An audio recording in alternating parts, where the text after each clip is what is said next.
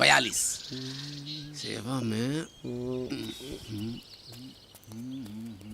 सेवा में सविनय निवेदन है कि रे छोटा रे ते लव लेटर लिखा था रे कि ब्लॉक में चापाकल कर दी देता रे हा? यार पार्टनर तू तो ऐसे कहा तारा जैसे हम लव लेटर लिखे में पीएचडी कैले बानी। अरे यार अब तू ही बतावा कि हम कहाँ लिखी। 43 चल लिख लिख लिख। हाँ बोला। लिख।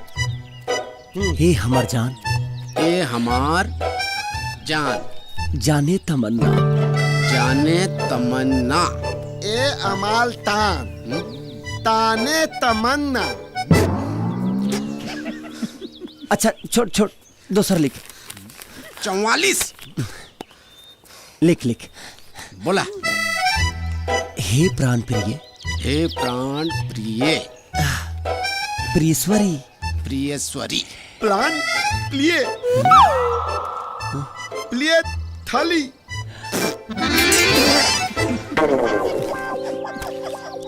जना तरे तोतला ना भाई एगो काबिल होला अच्छा था और एगो होला कबिलाट। अच्छा और तू हवे कबिलाट के बस बुझा दे। लित लित बुझा गई ना। अब चुप रही हा। यही से तनी दोनों से कहा तनी कि नंबर के व्यवस्था करा सा। हाँ सही कहा तारा पार्टनर। हम जाके ओकरा मामा से बोल देता नहीं कि मामा जी तहार भगनी से हमार राजू बहुत प्यार करेला, तनी नंबर दे दे हमरा के ताकि वो मम्मो मार के पीठ फाड़ देबे हमार। हाय बात करा तारा। अरे लिख ना जॉन लिखे के बाद वो तो दुए लाइन में दिल के बात समझ जाई। अरे हाँ जॉन समझे के बाद दुए लाइन में समझ जाई। Smart boy, very smart boy.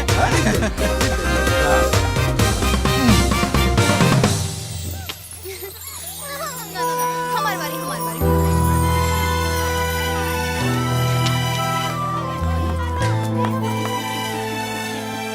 ए बाबू हाँ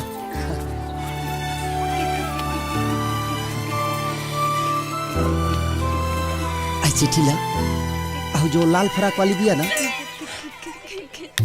ओकरा के दे दिया। हाँ वैसे ही तका चाहिए रे पैसा पैसा। हाँ ला बस। ना हाँ? ता तू 4 लाख रुपया ले पा। पार्टनर मेरा भविष्यवाणी कह रहा है कि ये लड़का बड़ा होकर जरूर कुछ करी। बालता होते तलिता अले बालता धू तोल नेता बनी औलता। दे दे दे एकरा के।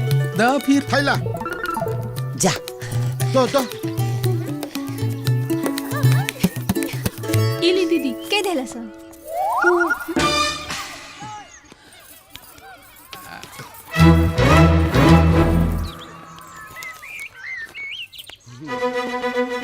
जब से धोखे देख ले बानी पगला गई बानी। अब तनिको बर्दाश्त नहीं के हो। I love you.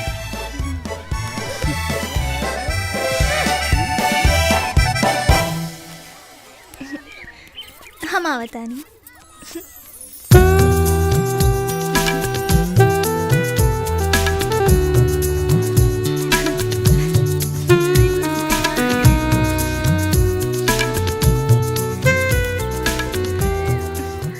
ये चिट्ठी तो लिख ल ह? हाँ मैं ही लिख ले बानी। बड़ा सुंदर हैंड राइटिंग बा। वो बचपने से पढ़े में तेज बानी ना, हमारे हैंड राइटिंग बड़ा नीमन बनेला। वाह बड़ा सुंदर। तो आगे का विचार बा? हम अपना दिल के अरमान और विचार ए चिट्ठी में लिख देले बानी। अच्छा हाँ। तो तोहार दिल के अरमान आंसू में भवाई। आए दिमाग खराब बा तोहार? ना। उतार तोहार प्यार के बुखार। जी बुलाई मामा के थुरवाई तोरा के। ना मन नाना का करता रे। हाँ दोबारा ऐसा कैला ना हाँ। तो देखा तारा ना इस सैंडल जी मारा 50 गो और गिनब 1। जी बिल्कुल। सारा लगे जाके भूत उतर जाए। हाँ। चल जा यहाँ से। और सुना हाँ। हाई लेके जा भूजा पकौड़ी खाई। हाँ हाँ। बड़का हीरो बनल बाड़ा। कौन घर का हरे लफुआ।